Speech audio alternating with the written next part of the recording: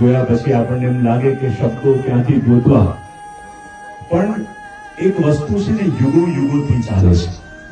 આપણા ગ્રંથો, આપણા ગ્રંથના કર્તાઓ એ દર યુગમાં કોઈ ને કોઈ એવા વ્યક્તિને ગોતે છે કે જેના દ્વારા આપણા પ્રાચીન ગ્રંથો, આપણું સાહિત્ય, આપણા એ સ્ક્રિપ્ચર્સ પાછા દુનિયામાં આવે. જો આપણને લાગે ઘણી વસ્તુ એમને નથી હોતી, નિયતિએ નક્કી કરેલી હોય છે. જ્યારે રામાયણ ભૂલાતું હતું અને માનો પ્રભુએ જ, ભગવાન રામે યા તુલસીદાસજીએ રામાનંદ નક્કી કર્યા, રામાયણ આવ્યું. જો યુગોમાં પાત્ર બદલાય છે અને લાગ્યું કે ભગવદ ગીતાને પુનઃ વેદ વ્યાસજીને પ્રગટ કરવું હશે.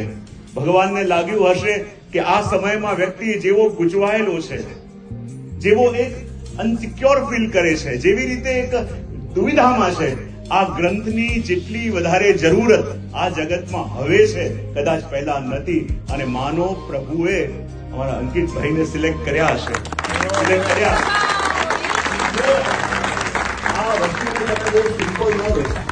આ વસ્તુ છે ને નિયતિ નક્કી કરે છે કે એ ગ્રંથોને સારા રૂપમાં, કે જ્યારે આજનો સમય અને આજનો સમાજ સમજી શકે એ રીતે પ્રસ્તુત કરવા માટે.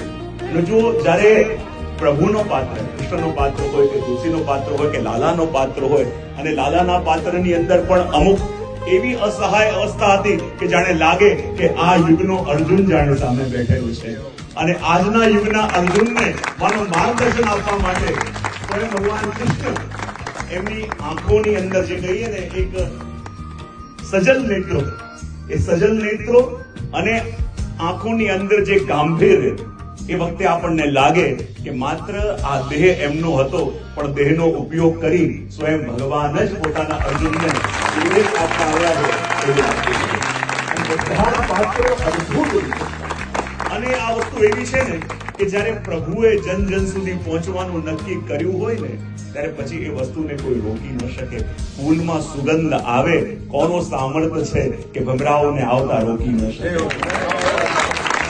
અને એવી સુગંધ તમે વ્યાપ્ત કરી રહ્યા છો કે મને તો લાગે છે કે વિશ્વના પ્રત્યેક કૃષ્ણ પ્રેમી જનોએ આ જોવું જોઈએ.